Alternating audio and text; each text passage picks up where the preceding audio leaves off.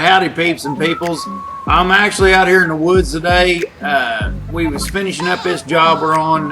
We're gonna try to pull off this job before the rain hits and before I had to run to Bunyan.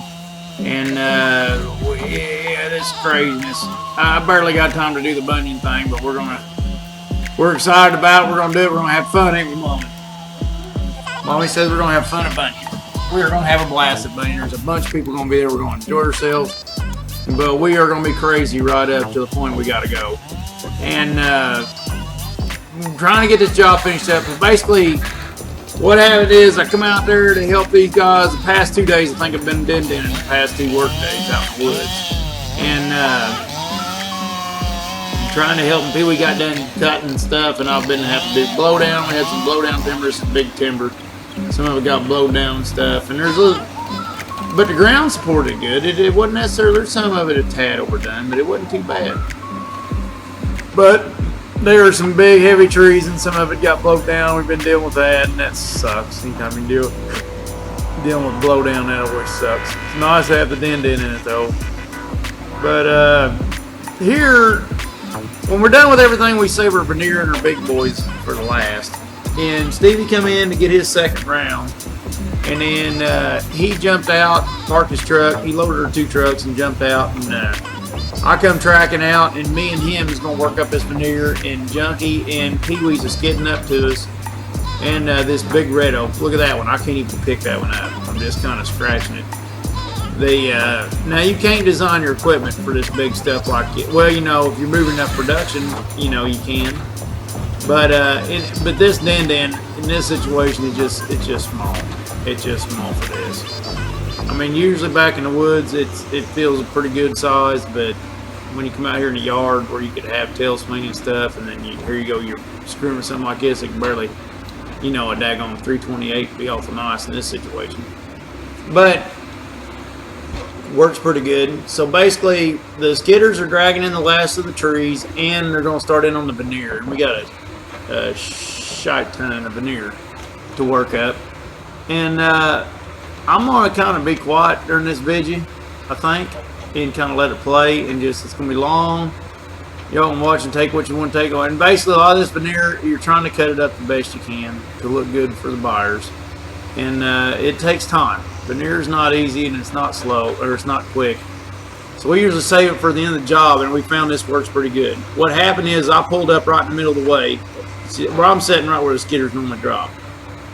So I just pull in right in the way, and I feed Guinea, and we got a little pep in our step to keep the production rolling. But what happens is I'll feed Guinea the trees after I cut the veneer butts off. And I'll cut the veneer butts off, and then feed her the top logs, and she'll go ahead and cut the top logs up for saw logs. And that gives us time, and Stevie will take saw and trim on the veneer butts, and then try to clean them up and stuff like that, and make them look good, and get them prepped for packaging and stuff like that the best we can.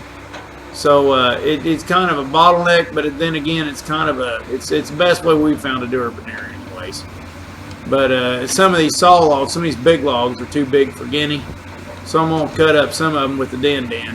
And then my saw is not the sharpest. I've been dealing with root balls and stuff like that, and you know what it's like doing blow down. So I wished I had an edge on my bar, but I just don't.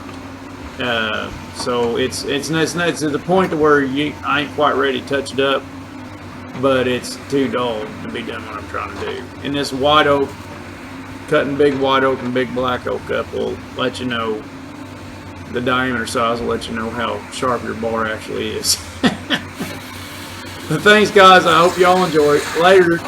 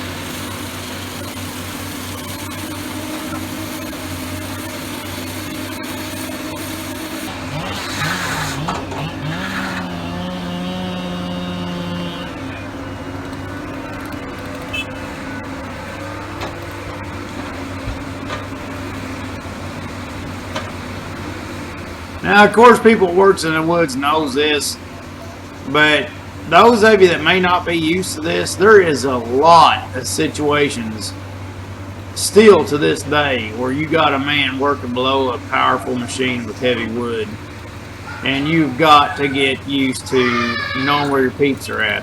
You've got to know where each other's at. Usually it's people that understands each other. Me and Stevie's worked together quite a bit. He trusts me more than I want him to. He's cockier than I want him to be.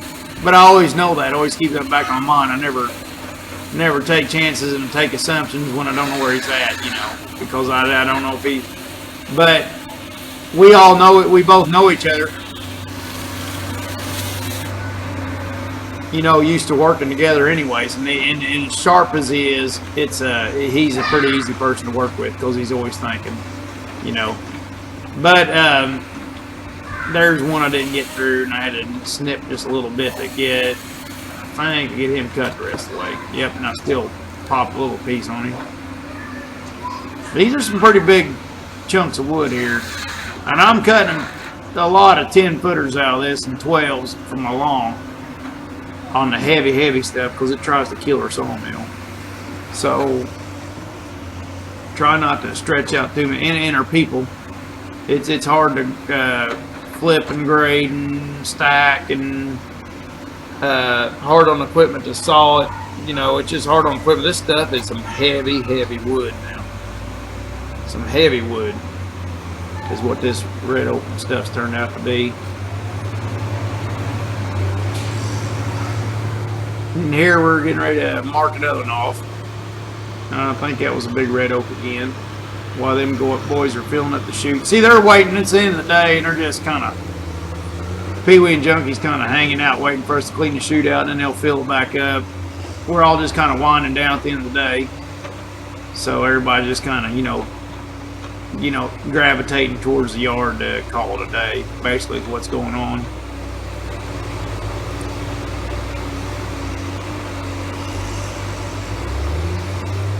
Now, Big Mom and Big Daddy usually uses a dual flip rule to measure off logs, but always uses Spencer tape, and it just whatever habit I guess you get used to. I always like using Spencer tape. I think a 75-footer is what I'm using here, and just kind of marking them off. I don't have my rack. My rack is on another job, which I think me and Stevie's going after tomorrow. So to get the, to pick all that up and stuff. It's actually on the same job that we put the new tracks on way back in the summer. We just left it sit there on the edge of the job. Landowner didn't care. It's actually one of the Forrester's dad, father-in-law, and he said, "Heck, leave it set here. It ain't no bother nobody." So, but now it's time. We're getting ready to move out of the area, so it's time to. Got her permits lined up, and it's time to get her equipment moved out of here and get ready for this rain and bunion and everything else. Getting geared up for bunion. But oh, Stevie, careful now, Steve.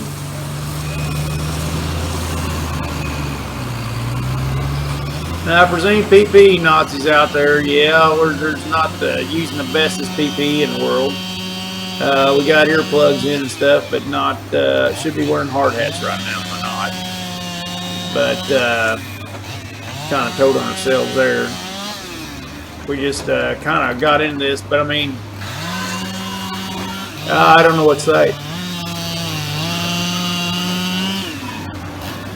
Should be wearing hard hats. We're both wearing hearing protection, but neither one of us wearing hard hats. I don't know why. I even had a hard hat sitting beside the seat in the den. And I didn't have my hat on. I don't know. It's the end of the day. We're just kind of, and nobody's in a big hurry. Nothing. We're just kind of doing our thing, taking our time and working her up.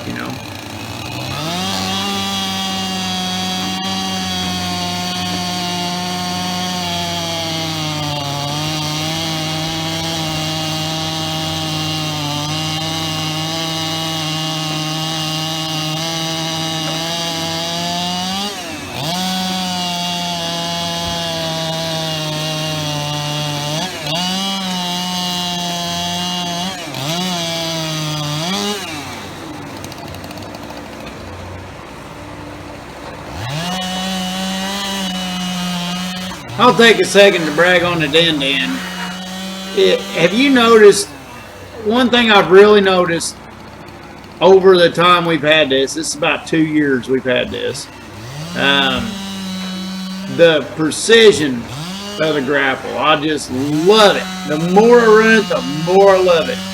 And I'm a guy that's used to running knuckle boom. I'm used to dangle mount grapple. That's not an issue. But this rigid mount grapple, I just love how precise and quick. And yeah, a guy don't realize how much time he spends on a dangle mount waiting for it to settle to do his thing, or letting off the swing or something to pitch your grapple forwards and following it to the load. Guy just don't really think about, watch it, Guinea. Guy just don't really think about how much time that costs him in a day. But with the Dan, it's just right there. It's just, and the hydraulics are awesome on it. It's just hard to beat a Dan, I think. And that setup, I just really like it. There's times I'd like it to be bigger, but there's a lot of times I like it just the size it is. And it spends most of its time back in the woods and tight spots. And them tight spots, the only thing I wish on it is I wish it'd cool better. It's got the heat exchangers ain't keeping up good enough with the water on the motor and the hydraulic temperature. You got to keep it clean as a bean, or else it don't cool good enough for its job. You know, basically it's being overworked and underpaid, I guess.